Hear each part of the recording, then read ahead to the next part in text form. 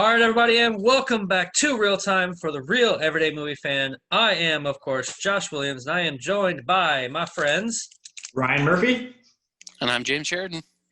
And today, folks, I am so excited to give you guys our spoiler heavy, and I can't emphasize this, spoiler heavy real-time review of Mandalorian Season 2. I thought maybe we'd just talk about the finale, but I was like, you know what? No, let's just talk about the entire season as a whole because we don't really do the episodic reviews like we'd like to. So let's just cover the whole thing. And like I said, folks, we're going to have a big spoiler, kind of logo there on the screen. So you know we're going to be talking about nothing but spoilers. So if you have not seen it, go back, watch it, come back and join us. So that out of the way, let's move forward. Holy fucking shit, Luke was in the season finale, and that was the fucking thing. Honestly, best thing ever. Best thing fucking ever. I don't know. What do you guys think? I mean, me and James finished it like we're the nerds who watched it like 2:30 in the middle of the night, and so like I got done. We have a thread where we kind of message each other, and so I kind of messaged James and just like freaking the fuck out. Oh my god! And so Ryan saw it afterwards. Now, Ryan it was the funniest thing because I was at work. Yeah. Yeah, and just so like we were texting throughout the day. And it was just this, you guys kept sending me gifs of, just people waiting and because you hadn't seen it yet, yeah. So it was really funny, and just watching. That was the highlight of my day. It was a really fun day, and I just felt like the only responsible adult in the room because I was the one that was at work, that slept through the night, got to work. I was at work too. Yeah, I know, but I don't go to midnight showings anymore. Right? They don't even have midnight showings anymore. That's the real tragic thing. But James, he's that responsible word there. We're just like fuck it. We're just gonna watch it at 2 a.m. We don't give a shit. Exactly. Now, to be fair, me watching it at 2 o'clock in the morning had nothing to do with being a responsible adult. It had to do with I can't sleep right now, and the episode just went up. So why not? Right. Well, also is because I think you guys know that I have a history of being somewhat cooler towards things than you guys, and especially so far this season of The Mandalorian, I haven't responded as intensely as you guys have. So you guys were kind of really anxious to hear my thoughts, especially Josh. Yeah. And, let's before we get, because I kind of want to have Ryan start us off here with what he thought of the movie. Of course, you probably guess I'm freaking out because I love it so much. But let's emphasize this real quick for anybody who's listening. Ryan is a huge, huge original trilogy fan. Like, he hates the sequels. He I think out of the only Us is not an original trilogy fan. I think there are some people out there who love these for the prequels. I mean, you're lukewarm on the prequels, but I mean, also you're a huge fan of Solo. And not so much Rogue. Like you still like Rogue One, but not as much. Rogue One. I loved Solo more than just about anybody out there. I thought I was the only one exactly. So respond to it. I just kind of wanted to emphasize that. So that's why, because since you're an original trilogy fan, you must love Luke Skywalker so much. And what happened to him in the sequels, it kind of really pissed you off. That's the reason. Basically, the reason I hate the sequels so much. And you guys know very well how much I hate the sequels. I'm not going to. We don't need to get into all that here. But just to get that out there, so I want to hear your thoughts now on the season overall, but also the fact of seeing Luke. Mm-hmm. Now, take the sequels out of your brain, because I know, because we're going to talk about that. We're going to talk about why that needs to be said. Why the sequels kind of ruined it for me. I mean, scene was. It also gives me a little bit of anxiety we'll talk about, but I want to get your thoughts on it, just overall, the episode of season finale and the season 2 overall. Okay. So here we go. All right. Yep. I enjoyed the season. Like we said, I wasn't as, crazy about it as you guys were. As every episode came out. Well, I didn't even watch it at first. You guys really had to encourage me because I was going to wait for the whole season to be over before I watched it. And you guys were freaking the hell out over it so much that I, kind of really encouraged me to sort of get caught up. And to be fair, we were encouraging you for your own benefit because the things that happened this season, the spoilers were everywhere, and this is not a season you want spoiled. Like Boba Fett, Ahsoka, you're not as involved in Ahsoka Tano, I think me and James are, but like Ahsoka Tano, Boba Fett, that's the other thing. That's the other thing is that I'm also not familiar with Clone Wars or Rebels at all. Basically, I'm a huge fan. I'm also a huge fan of the expanded universe, which is, for those who don't know, is the continuity of Star Wars outside the movies, including the post-Return of the Jedi years that explained the history and had a history of Luke and Han and Leia and the Jedi Order, the new Jedi Order, for like 35 years after Return of the Jedi, and then was annihilated from continuity by the sequels. When Disney came along, which it's not I could deal with that. I just don't, as long as there was a good alternate future, a good Right. alternate post Return of the Jedi future, which I didn't think it was, but I Yep. digress. So I'm also a huge fan of the expanded universe, and I've been trying to work my way all the way through the expanded universe, which in real world chronological order. So I'm in like 1999 right now. So I'm working my way up to the Clone Wars. So that's why I haven't seen it yet. But so yeah, I wasn't as like freaking out over Ahsoka Tano or anything. I don't know her history. I know she was trained by Anakin. I know something must have happened to make her stop the training because she's obviously not there. Luke's obviously not a Jedi Master, which means he hasn't trained a Padawan to completion. So I always would have assumed that she had died, but apparently she didn't, and she's still whatever. So going into it, I thought the season was pretty good. And then that really includes the finale. As far as the finale, what everyone's freaking out about is the Luke moment. And of course, that was very cool as a original trilogy fan, as a Luke fan, as a fan of the not only as a fan of the expanded universe, but as someone who thinks that the reason the sequels are terrible is rooted in the fact Luke never rebuilt the Jedi Order. That's what the entire victory of. I have to get into it a little bit, guys. I know you guys have heard this, but I have to get into it a little bit. That the reason the sequel trilogy sucks because the entire victory, the entire reason why Return of the Jedi makes a full story is because on the promise that Luke's journey has led him to become the first of the new Jedi, and he will retrain the Jedi Order. Then they just say he didn't, but now Rey's gonna have the same story, and now she will. So seeing Luke in action as the first of the new Jedi. Taking on a new Padawan apparently was of course a thrill, and I thought it was great. That being said, I couldn't help but feel like, what is this doing in the continuity where we know that's not going to happen, where we know that Kylo Ren is going to destroy whatever new Jedi there arise. I was just like, it kind of ruined it for me, but also it's still just a great moment, great fanboy moment. And we'll get into this a little bit later, but I'm not sure, even though it was a great fanboy moment, I'm not sure it was a great storytelling moment, because the story, and you can talk about this on your own, we'll have to unpack everything I'm saying, but the story of The Mandalorian is the Mandalorian and Grogu and everything that's going on there. And then Luke just comes in as this Deus Ex Machina and cleans up the whole ending.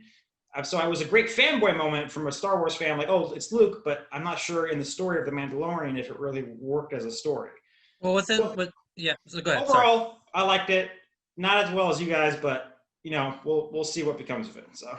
Well, there was a story thread. Now, James, I'll let you chime in here. Like, just the kind of the story thread there makes a lot of sense, because if you remember in the episode where Ahsoka tells him to go to Tython and place him on the top of the mountain, where he would reach out in the Force and let him pick his own path, Grogu would. Mm-hmm. So when he did that, he did this meditation. He saw his big blue beam of light come happen, while he's in the center of this rock. In that moment, he is reaching out in the Force for somebody. And even Ahsoka said, if someone feels his presence, they will search him out. There was a big debate on who is that going to be, whether it be Ezra Bridger, whether it's going to be Cal Kestis or Luke Skywalker. Those are the big three right now that you know of that are Jedi that could possibly hear Grogu's call. And so there was a big debate on which one would show up, because they had to show up in the season finale. It just happened to be Luke, in which, if you think about in the thread of Return of the Jedi, because this takes place about 3 years after Return of the Jedi, so he's trying to rebuild 6 years? 6 years. You sure? I thought it was 3. Okay. 6. Okay, so he's rebuilding his order at this moment in this time period, so it would make sense that Luke would be the one to search him out. So that's kind of where that thread comes in. Well, that was one of my questions. Was it like we've named some characters who like Luke seems like the most obvious choice, because we've established that he is the last Jedi. He is the only Jedi because Ahsoka left the Order. She's no longer a Jedi. Ezra was never formally trained. We don't even know if he's necessarily alive. Kyle Katarn, we don't know his status within the universe. He could exist, he could not. We don't know if he would even take on a Padawan. He doesn't seem like the type. Mara Jade could be a possibility, but I don't think so, because in order to tell her story effectively, you need all of that backstory, and to just drop her in at that point in this would be the first time that we see her canonically in the series. Same with Kyle. if they used her. Same with Kyle, and it's like you're missing all of that backstory, so the character's not as significant. So then it really does become a fan service moment. I think Luke is the only person that we could have there that makes sense within the scope of the story as we know it. Because you're right. I mean, obviously- Ahsoka. Because you're right. Ahsoka technically isn't a Jedi. Ezra's not. And then Cal is technically a Jedi Knight. He was knighted in the video games, so that game is Well, considered that was canon. Kyle Katarn. Cal Kestis. Kyle Kestis. He's Cal Cal Kestis. Kestis. He's in the Fallen or the Fallen Order. Fallen Yeah. Order Okay. video game, and I the thought you game guys is were talking considered. about- yeah, Kyle No, Katarn yeah. is a whole other thing in the expanded universe. Oh no. Yeah. Cal well, Kestis. Cal He's a Kestis, character. Yeah, go ahead. is he even alive? Well, his game his game and timeline wise takes place right as I think it's about 10 years after the purge of the Jedi Order. So it's still pre. It's still trilogy, though, pre-trilogy, so we don't know if he's so alive at that point. It's true. We don't know if he's alive at that point. So, but it's a good point. So, Yeah. but what did you think of the season overall, James? Well, I want to go back and mention a few things. Oh yeah, go ahead. Yeah. Based on what Ryan and you have said. Like Ryan, I'm an OG trilogy fan. I grew up on the trilogy. I grew up on I watched it like 6 times a day kind of thing, just on repeat. It was like one of my go-tos along with Ghostbusters. And I'm not a big EU fan. I always found the EU, a lot of the stories kind of forced, like we're trying too hard to make Star Wars continue, and I never really enjoyed any of the stories, like even some of the big ones like the Thrawn trilogy, and it never interested me. The comic books, the only game that I really enjoyed was Shadows of the Empire, and that was because I was like seriously into the N64 at the time, and it was like one of the cutting edge games at the time. So it's dated very poorly, but Pod racer game is fun. that was fun too.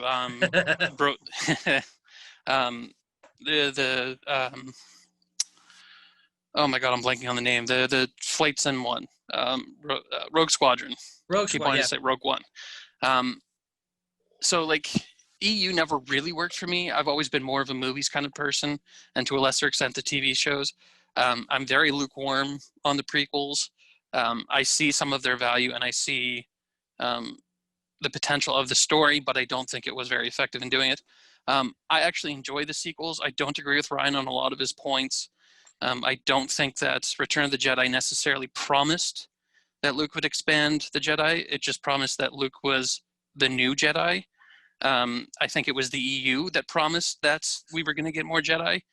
And since they were kiboshing the EU, they're not beholden to the EU. They can do whatever they want. I also don't think that Rey's in that position either necessarily. I think that she is just sort of the current Force user. And yes, there are other Force users out there, but the time of the Jedi is gone. And what happens next is kind of up in the air. But in terms of Mandalorian and Clone Wars, Rogue One, Rebels, I thought those were all great additions to the saga. But Mandalorian, to me, kind of seems to be the most sort of Star Wars. Spiritually, it is the most, it is the closest to what I love about Star Wars. It's throwback to very samurai stuff and very Western sort of motifs, especially with the character of the Mandalorian, who is a bounty hunter when we meet him. And his story is very much, like this whole story is very much borrowed from Lone Wolf and Cub, where sort of a disgruntled old, warrior is forced to take care of this child. Which is why I don't think that the ending of this is as bleak as everybody thinks it is. I mean, Mando himself says, like, at the end of it, Luke takes Grogu, who, holy shit, he's got a name, but we'll get back to that. He's not just Baby Yoda. Well, he'll always be Baby Yoda, but True. He has a name now.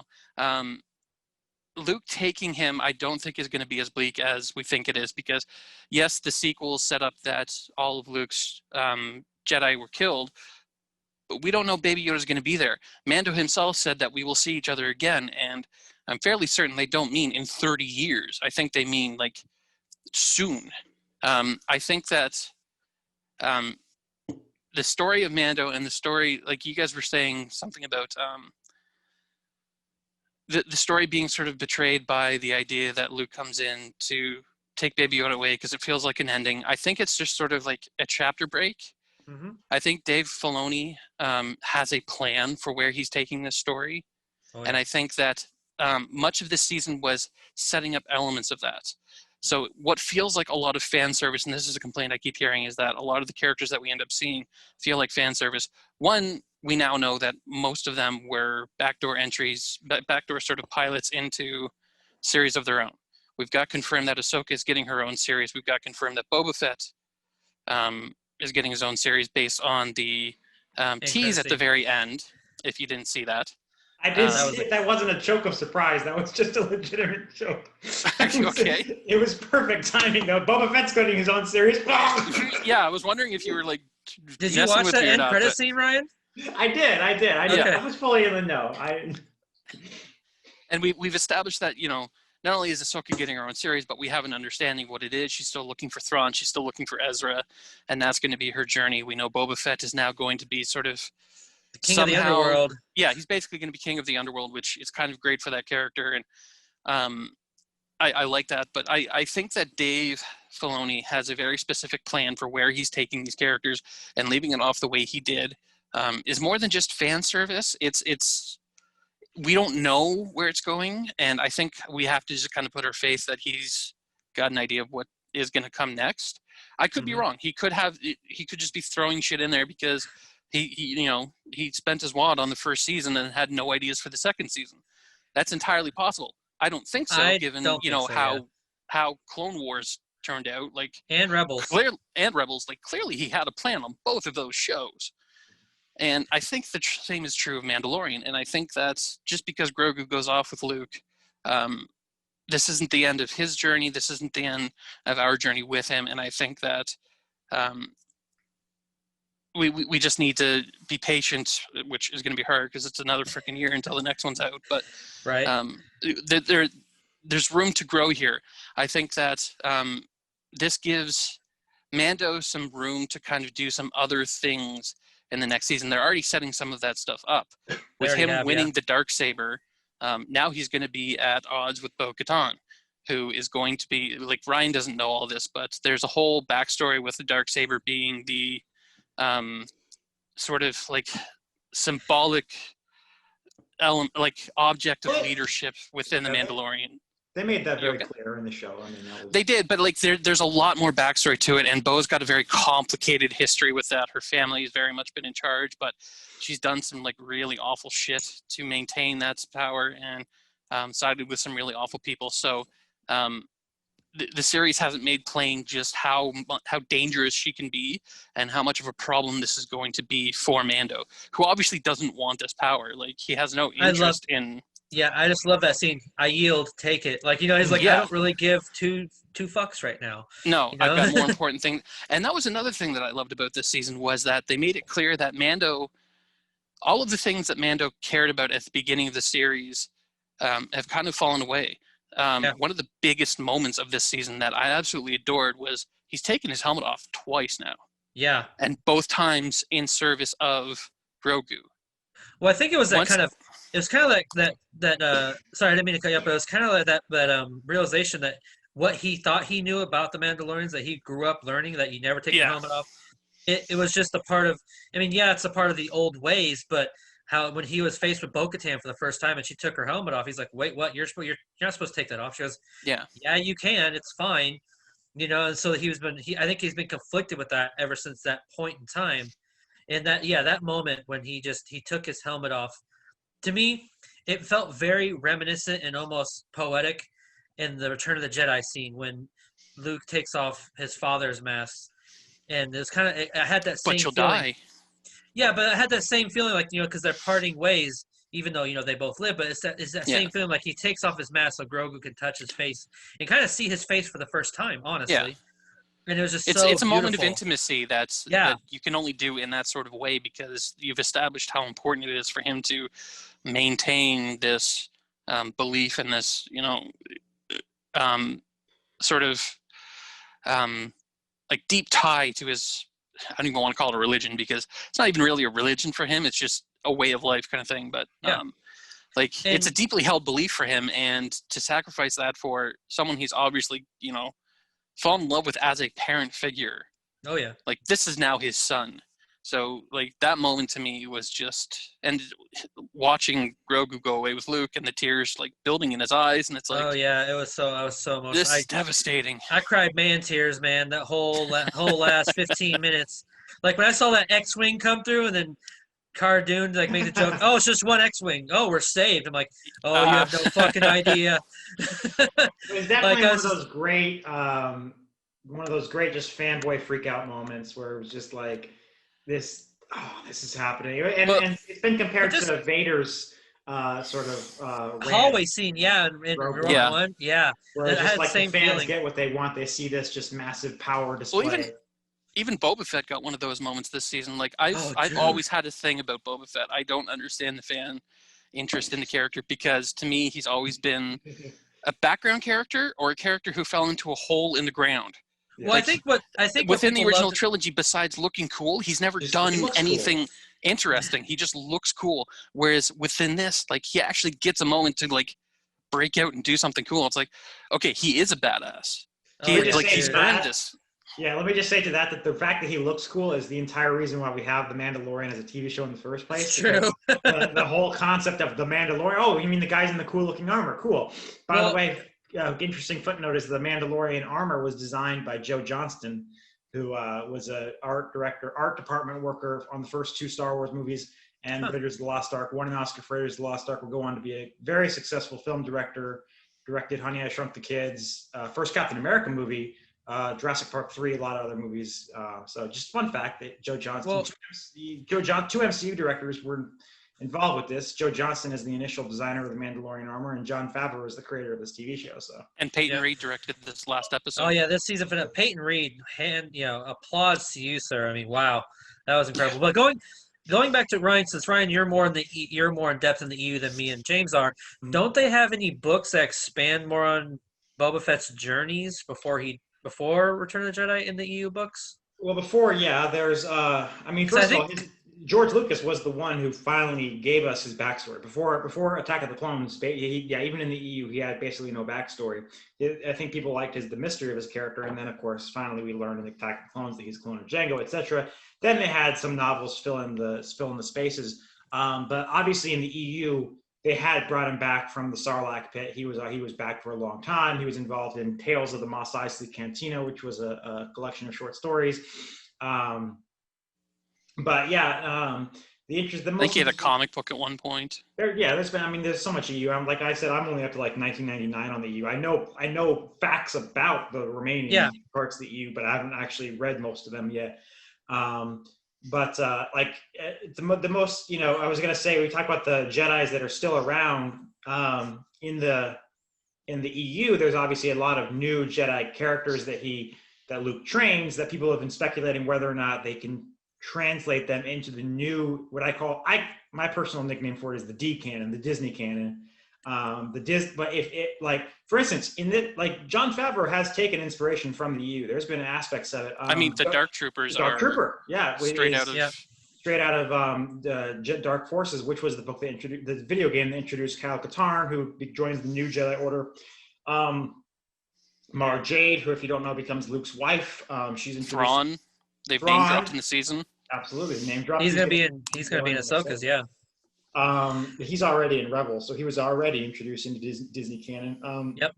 But the one thing I always didn't like in the expanded universe was Jedi Master Ikrit, who James, I don't know if you know that name or not, but not familiar. He was introduced so one thing, not only is Luke supposed to be the first of the new Jedi, he's supposed to be the last of the Jedi as of Return of the Jedi. I always liked that romantic idea that he is the last of the Jedi and he's the first of the new. And they kind of ruined that in the EU when they introduced Jedi Master Ikrit, who was another Jedi Master who was still alive behind the scenes and came to the forefront. And I was like, that ruins the whole idea. But that's another character I guess they might introduce. I don't know. Probably not. Yeah, because technically right now, we don't know if he's alive. James brought up, but Cal Kestis is technically, before the trilogy started, he was knighted a Jedi Knight. And then also his sort of mentor or friend, the I forgot her name. She's in the game as well, but she was a Jedi. She was actually a Jedi Master during the Purge, but she kind of Yeah. fell to the dark side a little bit and has been conflicting with her emotions. But anyway, um, one of the things I wanted to bring up, because we're talking about Boba Fett, we're on the story of Boba Fett here, which I think is very important. I'm glad that he's finally getting his own show, and I'm excited where that goes. I wanted to hear your guys' thoughts on the scene where Din and Boba go to meet Bo-Katan, and I'm just gonna call her Sasha Banks because she's the wrestler, and I forgot her name. But the scene where they go in the cantina and where they know who Boba Fett is, like, do you guys know what scene I'm talking about? Like, I felt like that was such an effective, because they're all technically Mandalorian except for Boba Fett, but he's wearing the armor, and I just Yeah. love that. I love that line where it was so chilling, but she was like, he's like, hey, we don't need them, and she goes something like, where'd you get that armor from? Your donor or something like that. Like, it's like the idea of like, oh, your donor. It's like, ooh. And like just the idea, the idea of them two fighting too, Sasha Banks and Boba Fett, them having that little spat in the cantina was pretty awesome. But like, what are you guys most looking forward to with Boba Fett now moving forward? Like, I mean, to be honest, the only thing in that, like, again, I'm not the biggest fan of Boba Fett. I'm glad he got some, he got some expansion into his character, and we got some clarification on, his lineage and Jango's actual lineage, because it's been sort of muddled in canon whether or not Jango was actually Mando or not. The series confirms it.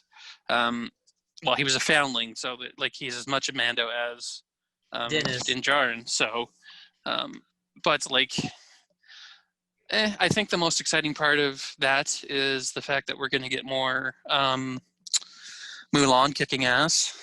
yeah, Which, like, that was one of the biggest bummers of season 1, was watching her just get brought into one episode and then killed, and then it's like, oh, now she's back. So it's for like, those who don't okay, know, he's we get a talking second. about Fennec Shan, played by Ming-Na Wen. If you Sorry. didn't get the Mulan, he's the original voice of Mulan. So Yeah, sorry. Yes, I use nicknames because I have an unfortunate habit of forgetting actual names. So yeah, I never forget the fact that she is Mulan. So I just always call her Mulan. she's Melinda May. How dare you? Yeah, that one. Like, come. she was one of my least favorite people on that show. So, which wasn't my favorite show either. So, I'm actually more excited for the Ahsoka spinoff, because I'm more invested in her story. I'm definitely more invested in Ezra's story, whether or not he's actually alive, and the idea of actually bringing Thrawn to live action. Like, we've already seen him, but bringing him to live action, especially post Empire, where, like, his claim to fame was like the big bad after the Empire kind of collapsed. So him being in that position is kind of an exciting prospect. It's not going to be the Thrawn trilogy, but like, we may see aspects of that. We may see some throwbacks to that.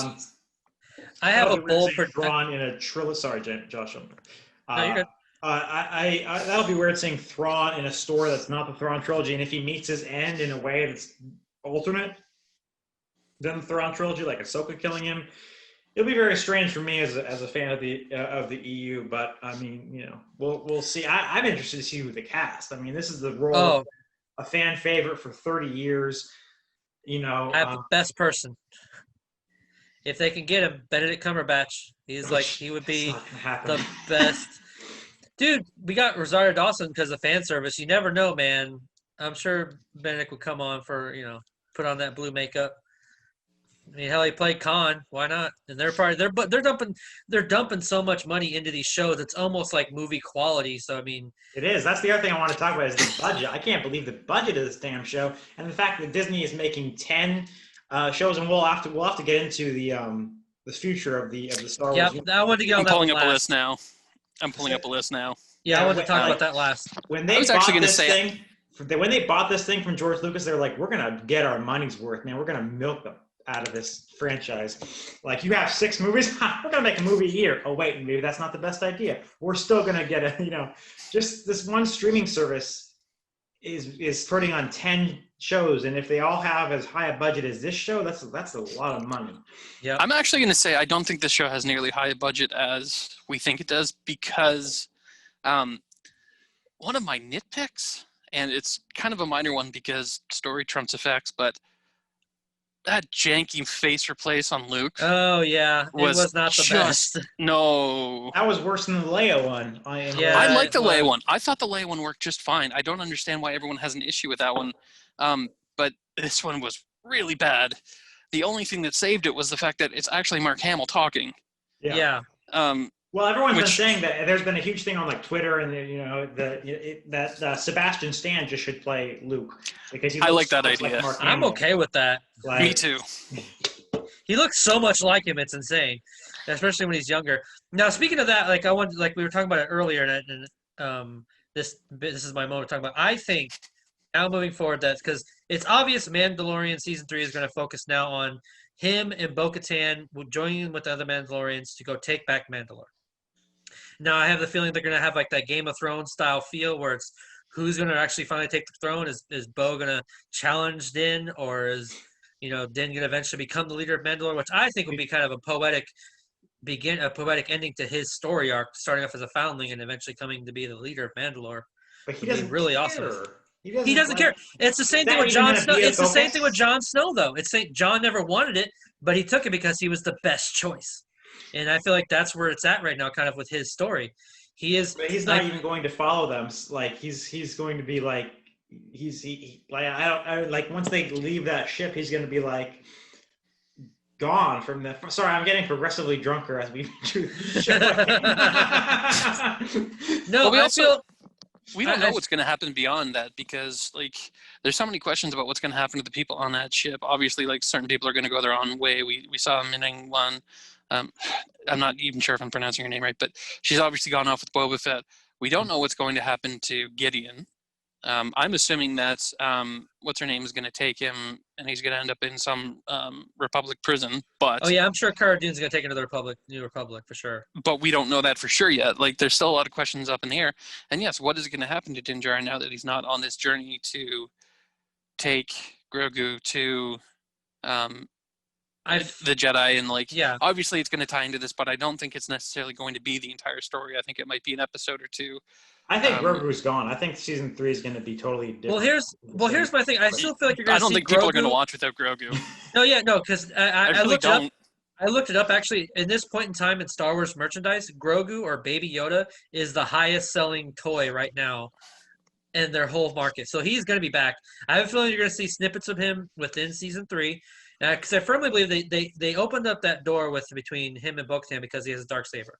So I feel like he's going to join. And plus, she had that talk with him. Hey, the offer still stands if you want to help us.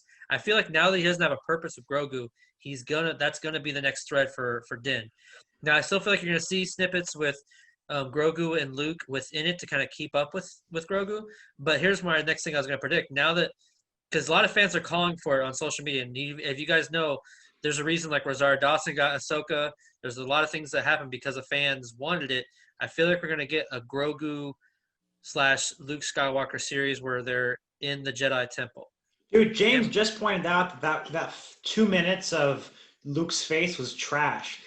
You can't. That's where you do Sebastian Stan. That's where you. I'm perfectly fine with them bringing in Sebastian Stan or somebody to come in as Luke. But even just focusing on Grogu, like maybe like you jump ahead 3 or 4 years when he can finally talk on his own. You kind of like his own story.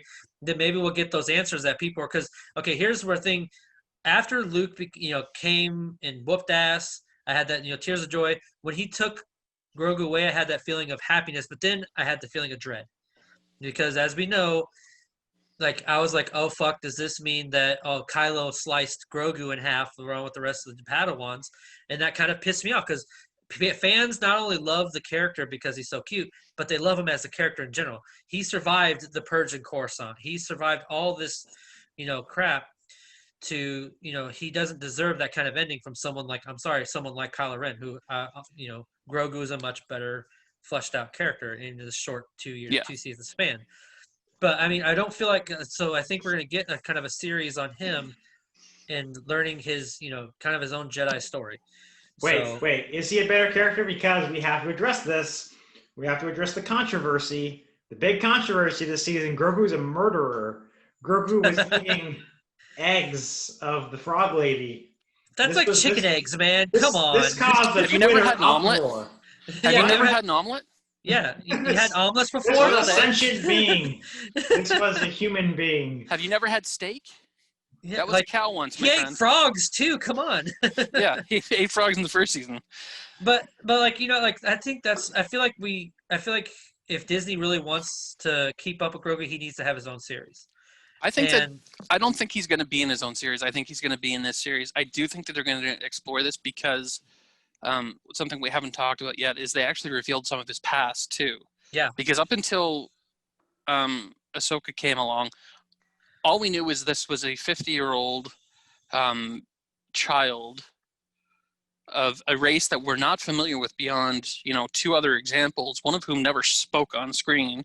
Yeah, it was just in episode 1. Yeah, it's just episode 1. Yeah.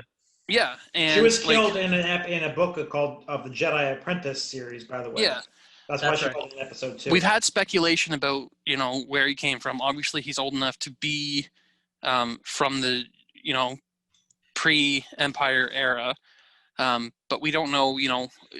Up until then, we didn't know anything about him. Now we know that he was actually at the temple. He got out during the purge somehow. We don't know. Someone took him out, but they haven't said who it was. So I think they're going to explore that a bit. They've also stated that he doesn't remember much from after that. So I think that there's some deep-seated trauma involved with what happened with the purge and everything that happened at the temple, and that he is suppressing his own ability to use the Force intentionally. Like, maybe not intentionally, maybe subconsciously, but to survive, though. That's what they said. Yeah, to survive. Like, he only, up until Ahsoka comes along, he only ever uses it for absolute necessity. When, father figure's in trouble or a friend of his. Yeah, like, basically it's again, survival.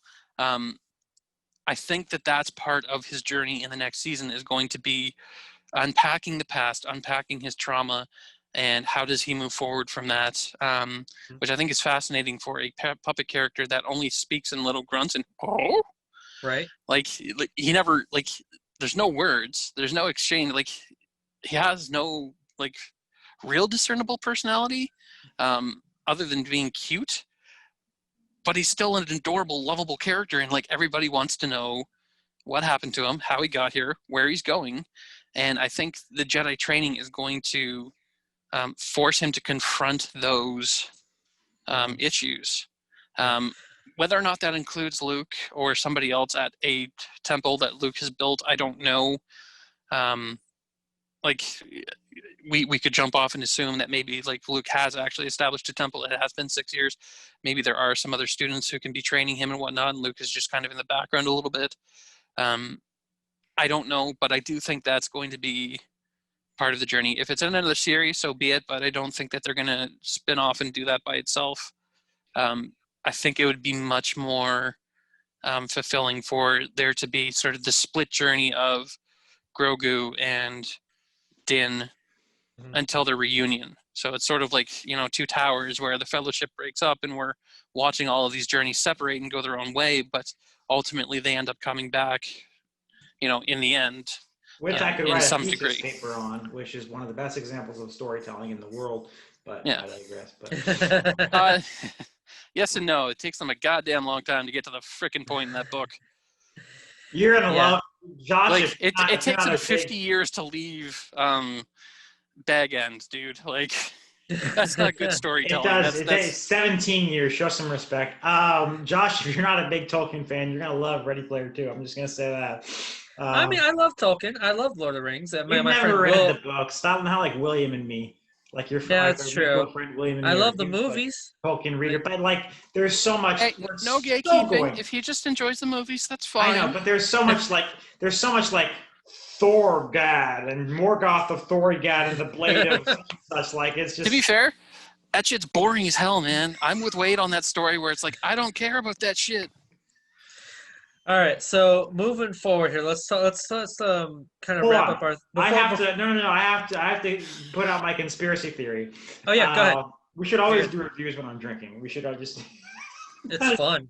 Centerpiece of our reviews. I think that this might be the beginning of. I think that they might, because the Rise of Skywalker made an unprecedented amount of people really against the sequel trilogy. Like it was like up until then they were like, eh, and then it was like, oh my god, this sucks. I think we might be seeing the beginning of a breaking point between this continuity and the sequel trilogy's continuity. We've seen that with Terminator Dark Fate, even though that was every bit as much as terrible. We've seen that with the Halloween, first with Halloween H2O and then with Halloween the reboot. They both ignored the continuities of what came before. Jurassic Park, Jurassic World. Jurassic Park and Jurassic World. We saw that with Superman Returns, which ignored the continuity of Superman 3 and 4. Much of 2. We've seen people do this thing where, well, we're not going to acknowledge this one because it was unpopular. We could be seeing that. This could be like Grogu, and then who knows? We could be seeing the beginning of a breaking point with, oh, the sequel trilogy sucked. Let's not recognize it. Right. Because real quick, guys, was it in the sequel trilogy where they said that Ben was Luke's first Padawan, or was he not? Did they say that in the sequel trilogy? That would be a long ass time for him to wait for a Padawan. Because that's the other thing is like, how did Luke not train anyone for 17 years or whatever it was until you know? Well, because between Return of the Jedi and Force Awakens was 30 years, right? 34? We also know that's not true within the sequels because he trained Leia. True, Leia he did train Leia. And so, like, obviously she came before Ben, emo boy. Yeah, emo boy. But yeah, because if I remember right, I feel like before Force Awakens is about 5 years before that is when Ben turned to the dark side and destroyed the temple. But I can't remember the time between. I can't remember the time between Return of the Jedi and the Force Awakens. 30 years. Was it 30 years? Yeah. It's spot on 30 years. So we got about a good 15 years until Ben just destroys the temple. So who knows what's going to happen between that time with Grogu's circumstance. I don't think Grogu's going to stay at the temple. I think his journey's completely different. I think we're gonna hopefully. I hope we're finally gonna maybe get some answers on his species, where he comes from, more because. I kind of hope not, because I like part of my disappointment with having Baby Yoda initially was the fact that, like, the fun part about Yoda was that we knew nothing about him. We knew nothing about his past. We knew nothing about his history other than that he was a Jedi. But we didn't know, like, where he came from, what his species was. You know, we had Yaddle, but, like, again, she didn't speak. She just sat in a chair, and it's like there was no character development. There was nothing on screen. There were some other stuff later in the, expanded universe, but, like, there's something special about him being such a strange, mysterious being, like we were saying about Boba Fett, where, the mystique is part of the appeal, and I don't have a problem with there being a Baby Yoda now, but I also don't want to dive into that species enough. I almost don't want them to confirm that Yaddle and Yoda are his parents, which is kind of a foregone. I don't know. Is it a foregone conclusion? I don't know. I think that's kind of what they're implying, but Yoda fell off the wagon, man. Yeah, he did. Maybe they're the last of their species, and they know they have to procreate. I will say, you talk about the mystique lasting. If a franchise goes on long enough, the mystique never lasts. A great example of that is Creed. They kept the mystique going about the second Rocky Creed fight for 30 years, and then finally in Creed, they finally revealed that Creed won. They're the third Creed. But that's an unreliable narrator situation where, like, of course Rocky's going to say the other guy won. I'm just saying, if shit goes on for long enough, like Star Wars is, making 10 shows, no kind of mystique ever lasts. Eventually, some writer is going to be like, "This is it, man." Yeah.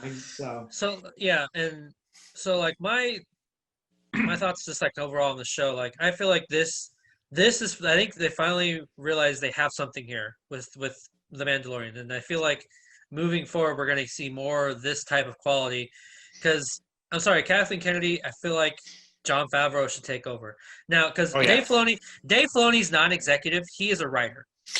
He should be on the ground producing these things. Yeah. Dave Favreau should be executive producing, but also, like, making creative decisions. I love Kathleen Kennedy. I have nothing against her. I don't have anything She's a great against producer. what her choices have been with She the series so far. was. But I do think Favreau is a much better choice. Like, she's a great producer, but she's not a good studio head. I had feel all like Jon the Favreau respect could for be a good Kathleen studio Kennedy head. for 30 years was when she produced E.T. and shit. Yeah. But then she made fucking sequel trilogy. I was like, what the hell, Kathy? Well, but this is a perfect example with when you go into a trilogy and not having a plan. Whereas Jon Favreau and Dave Filoni, I feel like have a distinctive plan on what they want to do with not only The Mandalorian, but moving on with these expanded spin-off series. You know what I mean? And like even because we're having the New Republic show. Well, that's that what we we're can also talk getting- about. That's what we can talk about next. We can talk about Well, before we move on to that, I just wanted to bring up one last thing that Yeah. we are completely neglecting, a cameo, an appearance that's a character that we've not even mentioned, and I think is the most important one because, unfortunately, the sequel trilogy did my boy dirty. R2-D2, man.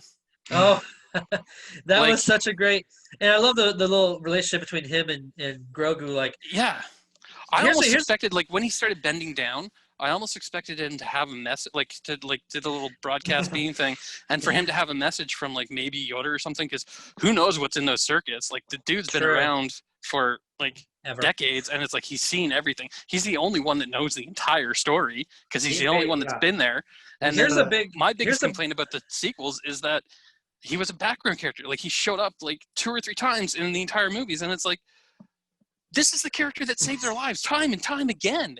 Yeah, Like, he was the hero of this. Like, he's the Samwise Gamgee of the series, as far as I'm concerned. And it's like, you're putting him in the background. You're doing my boy dirty. And it's like, well, I because was so glad to see him. they had a new R2-D2, just like they I had know, Luke and Skywalker and and Rey. They had. Don't get me wrong. I love BB-8. BB-8's cute. BB-8's fun. But it's like, he's not R2-D2. he's not I R2-D2. think we've reached the conclusion here that some characters like BB-8, like Boba Fett, like Baby Yoda, some characters are appealing based solely on how cool and or cute they look.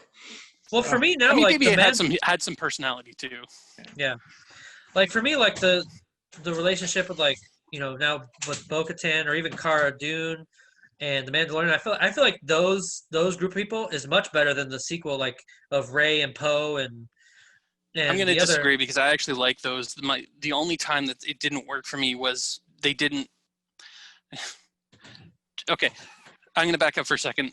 My biggest complaint about the sequel trilogy, and I'm going to agree, I like them. I think they're fun.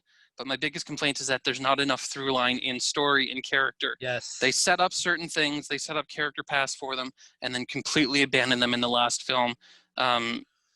Poe is the only one I think that actually gets sort of full character development. Rey sort of, but it's like they can't decide what her character development is. And then Finn just completely disappears into the background, and it's He like, does. even within the last film, they're establishing that he's, they're hinting at the fact that he's force sensitive, but they do nothing with that. And it's like, then what's the fucking point of mentioning it? Just shut up and forget about it. Right. Like, there's no point in even saying it. Episode 10, I 11, will 12, say though man. that their relationship is what made those films fun for me. Yeah. And I love That's those true. characters. That's true, but I just feel like these are more. I don't know. I found them more compelling and badass. And I don't know. To me, that's a big like. The sequel trilogy, like they were having fun and they were joking around with one another, and it was good. It was a good chemistry, I will say, on screen.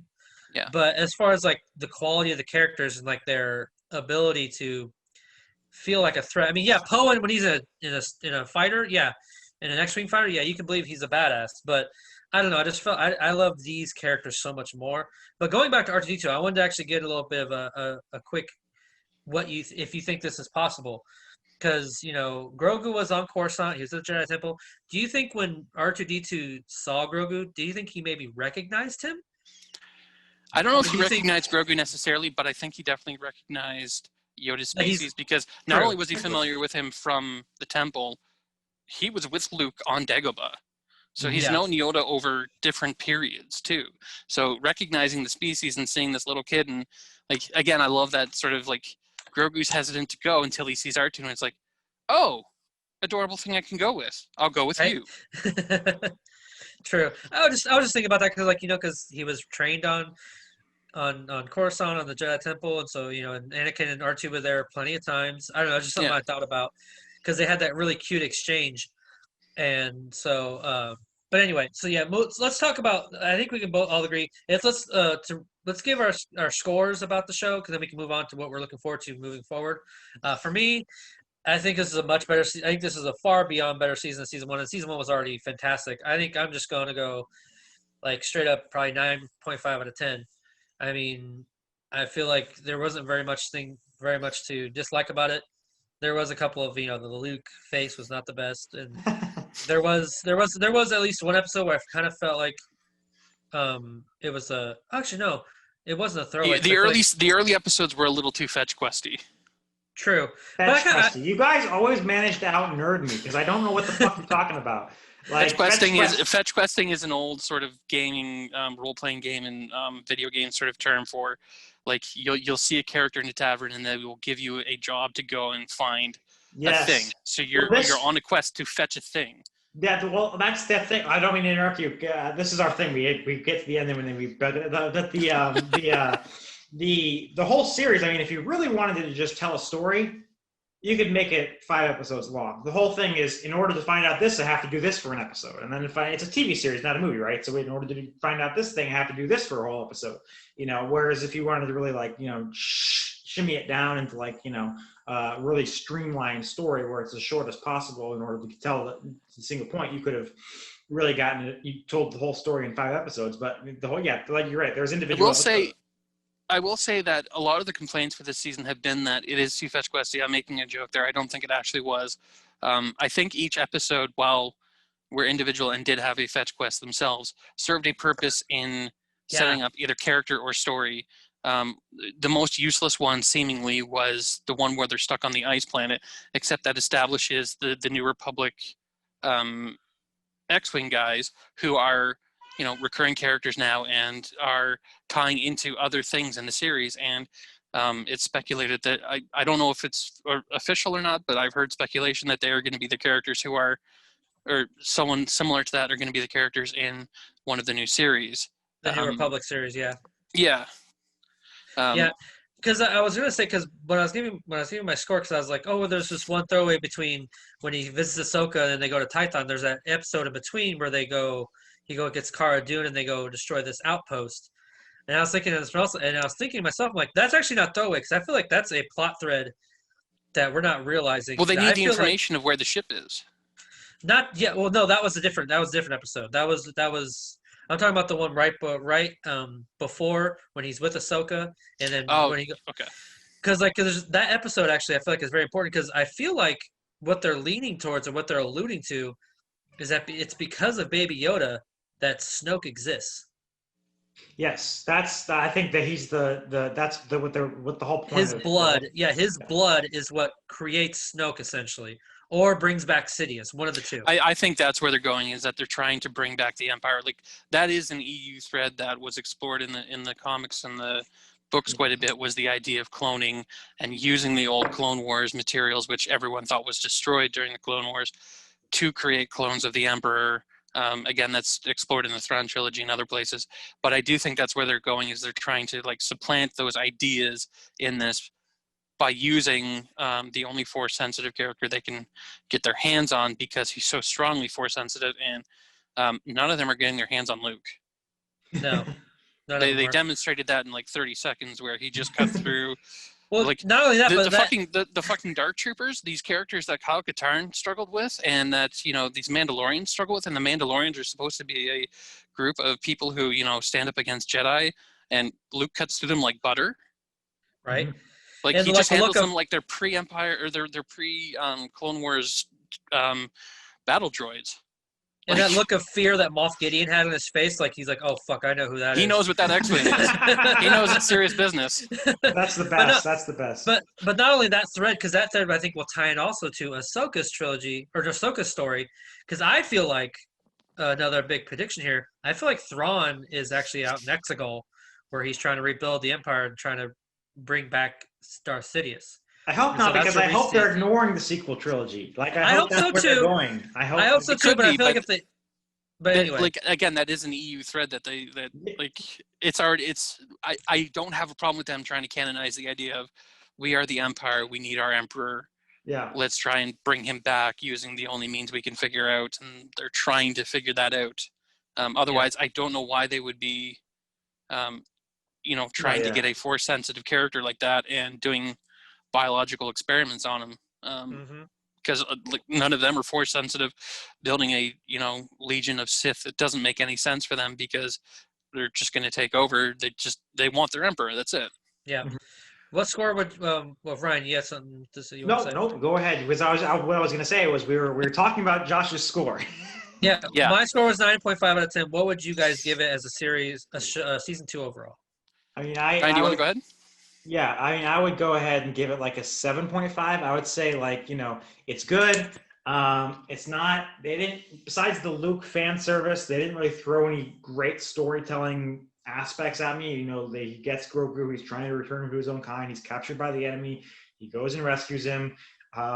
It didn't give me a huge amount of like, oh my God, that's something really cool and new in storytelling that they were able to bring to this story. But there is just an intangible quality to this show of just coolness. There's just good action, good acting. Pedro Pascal, for a character who never shows his face, he has the perfect voice. Yep. James, you'll appreciate this. Ludwig Göransson's score, because he's the guy who scored our show Community, and has grown on to bigger, bigger things. He has an Oscar now for Black Panther. His score, just the main. And he's a weird dude. Yeah, he's very hilarious to eclectic. watch because he's has this like waist length hair. He looks like a total stoner. He's in sweatpants all the time, but he's just this brilliant. His music is just stunning. Yeah, so I mean, I've seen some TikToks where they actually take the theme from The Mandalorian and supplant it over other themes in Star Wars, and like it's beat for beat perfect on just about any song you can put it on. And it's just so brilliantly written. But anyway, I'm going to give the series. I'm going to sit in between you two, which isn't surprising, and give it an 8.5 because I don't think this is. I don't think this is as fan servicey as people think it was. I do think it struggled with. It's spending a lot of time establishing characters for new shows. We didn't really know that as we were watching, but seeing it now and seeing the announcement, it's clear that they're spending time. Like some of that didn't quite work as well. I don't think, but at the same time, I do think Ahsoka worked very well. She's a very important character within the Skywalker saga, within the Star Wars saga, and within the development of Force-sensitive people and whatnot, because of her relationship with Vader and everything. So seeing her come back, I would actually really like to see her and Luke meet at some point and have a conversation, so that Luke can tell her that Anakin was redeemed at the end, because nobody knows that besides Luke. Nobody witnessed it besides Luke. Luke is the only one who can give her that information, and I would like to see her have closure on that aspect. Yes, please. Again, the early stuff was a little bit fetch questy. I do think most of the Ice Planet episode was kind of boring, and like you said, the one where they're doing the attack on both episodes where they're doing attack on Imperial bases felt a little sort of like a side quest sort of thing. Like even the later one where it's like you're trying to get to Baby Yoda. We're spending a lot of time not getting to Baby Yoda, just get to Baby Yoda. But then they ended up making it kind of interesting with all of this like political commentary about, one of my favorite things about the sequels is that it establishes that, the New Republic isn't necessarily all that great. The Old Republic wasn't as good as people make it out to be. The Jedi Order wasn't that great either. They were very flawed, and maybe some things should just end and we should move on to something new, because especially on the Outer Rim, not everybody appreciates the things that the Republic do, or the Empire do. To them, it's all the same. It doesn't matter who is in rule. They're both neglecting the Outer Rim and just depleting them for resources. I thought that was a fun, interesting sort of take on it. And then seeing what's his name sort of trauma from being a soldier and confronting that. Bill Burr. So Bill Burr. Yeah. Great scene, by the way, where they're sitting at the table. Yeah. Oh, that was a compelling That was so scene. tense. That episode, I'll let you continue here, Josh, but that episode was one of the only two of the season that was not written by Jon Favreau. Dave Filoni wrote the Ahsoka Tano episode, and Rick Famuyiwa wrote that episode. That's fascinating. For Bill Burr. Because I don't think we ever see that aspect of the Star Wars or the Empire or any of this, is that, some people had to make some really shitty choices in order to survive, or in order to, like, in terms of service and whatnot. And I think that there's some consequences to that I actually kind of think is fascinating to see explored. So there's little things like that I absolutely love that they did. And again, getting Boba Fett to do, to kick major ass and show that he is So sick. a complete badass, and And that was perfectly directed by Robert Rodriguez, being the director. Who actually wasn't supposed to be the director of that episode. He was a last-minute replacement. Yeah, he ended up doing a fantastic job. Who was supposed to do it? I don't remember. Whoever it was, they backed out at the last minute. But anyway, I do think that this season was strong. I don't think it was as strong as the first season. I think the first season had a better sort of through line of a journey for these two characters and what they were doing, especially the last two episodes in the first season were just stunning. Like, it bookended really well with the first two episodes and the last two episodes being very similar. But the journey of these characters and whatnot was great. This one is a little more sort of, it's trying too hard to set up things both for this show and other shows, a bit at the expense of the show, but I'm not going to hold it back. Like, I don't think that's necessarily a fully terrible thing. It's the Avengers situation again, where S.H.I.E.L.D. keeps showing up within these movies, and we have these 5-minute scenes of like, yes, we know you're Samuel L. Jackson. We know you want to recruit these people, but can we get on with this story, please? There is a bit of a feeling of that, but I don't mind it as much because, again, I got R2-D2. Yeah, couple of things. Couple of things. One, I'm going to kind of go argue against that. I know we need to go talk about what's the future, but I feel like the cameos and the setups we got felt very organic, and here's why. So at the end of season 1, his leader of his clan says, hey, you need to go find a Jedi and bring him to his kind. So we knew something was going to happen with a Jedi. Yeah. And I feel like throughout his journey, he needed to find more of his own kind to help him, guide him to find Jedi. So I feel like going through that, you going through those motions, you knew in season 2, we're going to obviously see some more Mandalorians. We're obviously going to see some more Jedi. So I feel like that was a perfect step, because he doesn't know where they are, and all he's going on the word of other people. And so when he goes, oh, there's someone on Tatooine, cool. And then, oh, it's Boba Fett's armor, and I feel like they explained that well. Where this guy just found this armor on the Jawa's ship. I feel like as they're going through on those threads, he's still on his journey, but he's just along the way finding out these people. Like when he finally takes the armor, okay, I need to find more Mandalorians. Cool. Oh, you found there's some on this planet? Okay, and it happens to be Bo-Katan. Mm-hmm. So it's these characters that we know, but I feel like it's those through lines that really work because you obviously know who these characters are. He's just on a journey trying to find them. It's not like he's purposely seeking out these characters. These characters are servicing his story to find these people to help find his journey to a Jedi, which then leads into Ahsoka, because she goes, hey, I know a Jedi. Because Bo-Katan and Ahsoka know each other. And you'll find, I don't want to spoil anything for Ryan, but so there's he's backstory. Like, yeah. So then he goes, okay, cool. I'm gonna go find this Jedi. He does not know who she is, but she's technically not even her own Jedi. But that's why. Then she goes to tell him to go on the rock to help him reach out to the Force, which then brings in Luke. I feel like all these, we're getting all these movies that set up everything, but it was so organic through the service of the story of Grogu and Din's quest. You know what I mean? I feel like it'd have been much different if this fan service, which effective fan, like there's good and bad fan service. I feel like this is effective fan service through everything that we got. I feel like how they went on this journey felt more organic than just purposely going, oh, hey, you need to go find this person named or Din saying, hey, I heard about this person named Ahsoka. I'm gonna go search her out. Or you know what I mean? So he just doesn't know these people. So it's all in service to their journey. That's why I feel like I didn't feel like it was the kind of forced fan service, or kind of like, oh, it's just kind of, they're just doing this to set it up. It just felt very organic. So, and the brilliance in Dave Filoni's writing of not only introducing these characters within his story, but now that you can easily organically thread it out to them to be able to go on their own journeys. Yeah, that's how I feel like it really worked. You guys are killing this. Jon Favreau, who's the writer of 6 of 8 episodes. He is, but Dave Filoni has been the sort of arbiter of the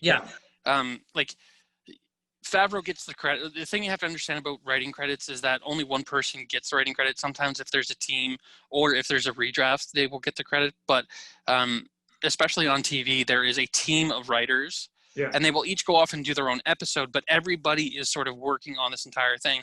And Favreau's hand is in this, but Dave Filoni's hand is definitely in this. You can tell this if you have seen Clone Wars and you have seen Rebels, because it has a lot of his sort of telltale signs and a lot of the things that he's done to develop these characters.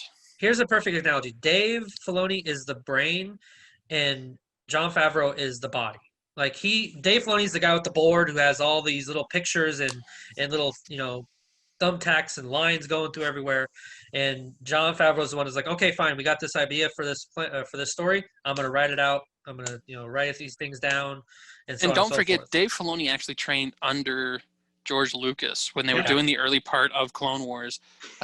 He's I'm not kidding. He's like he's the spiritual successor of Lucas. He's the Padawan. There's a great story there that I remember hearing on the gallery show that they did, the behind the scenes. Yeah. Yeah, that was such a great series. That's why I was laughing. But anyways, okay. So I kind of wanted to talk about that real quick. How my thoughts were on that whole scenario. But all right, folks, that'll do this for today. Again, thank you so much for watching. You got a 9.5 out of me, 7.5 out of Ryan, which is kind of typical. He kind of gives those lower scoring, things, and then an 8.5 out of James. But what is most important, folks, is for all of you listening out there, what score would you give The Mandalorian Season 2? And tell us some of your favorite moments and your predictions moving forward, what you think are going to happen with not only The Mandalorian, but with the other series, Ahsoka and the New Republic show moving forward, and also Boba Fett's new show. Leave your comments and share your thoughts. Also, again, if you like what you like, folks, if you like what you're watching, please hit that like button and subscribe to the channel so you can receive more of our various content in the future. We really appreciate any kind of support you can give us. Also, guys, find us on Facebook and Twitter. The links are in the description below, as always, guys. So that'll do us for today. Again, I am Josh Williams. I'm Ryan Murphy. And I'm James Sheridan. And thank you for keeping it real. With ReelTime. Good night. All right, so since we've been going for about an hour and a half, I'll just shut out of this session because it's going to give us the whole 10-minute warning anyways. Yeah. Yep. So I'll see you guys in a sec. All right, cool. Sounds good.